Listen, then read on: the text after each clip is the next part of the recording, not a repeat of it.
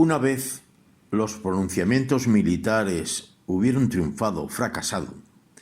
los avances de los sublevados fueron significativos durante la primera etapa de la contienda.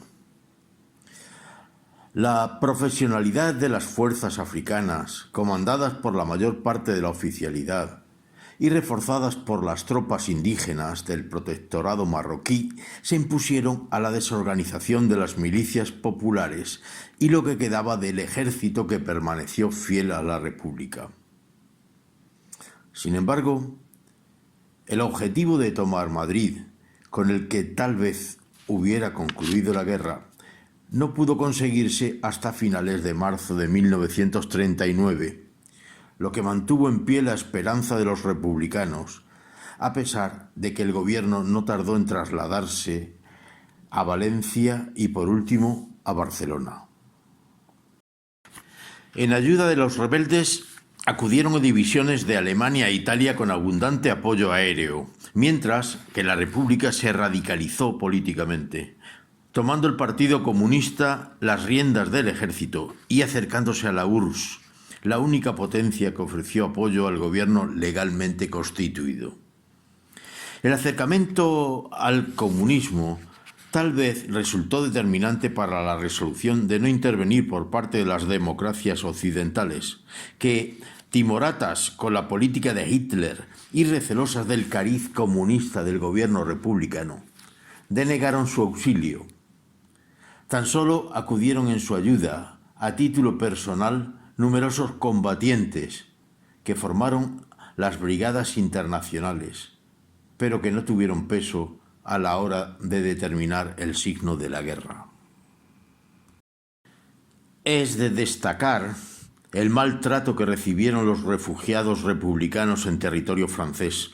donde el gobierno del mismo signo frente populista que el español se vio obligado a renunciar a intervenir en ayuda del gobierno vecino, llegando al trato inhumano con los civiles y militares que entraron en suelo francés huyendo de la represión franquista. Muchos de aquellos milicianos se reengancharon en la contienda mundial combatiendo contra el totalitarismo en unidades francesas, llegando incluso a ser los primeros en pisar el suelo de París, liberada de los alemanes en agosto de 1944. Las tropas rebeldes consiguieron en primer lugar dividir en dos al territorio leal a la República.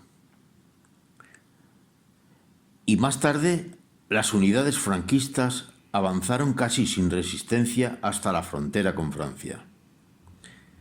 El 1 de abril de 1939 se difundió el último parte de guerra que proclamaba la victoria total del ejército sublevado. En el bando republicano, tras la desorganización inicial de las milicias populares que eran constituidas por los propios partidos políticos y sindicatos que alistaban a militares profesionales fieles a la República, se consiguió frenar la rápida expansión de los rebeldes. No obstante,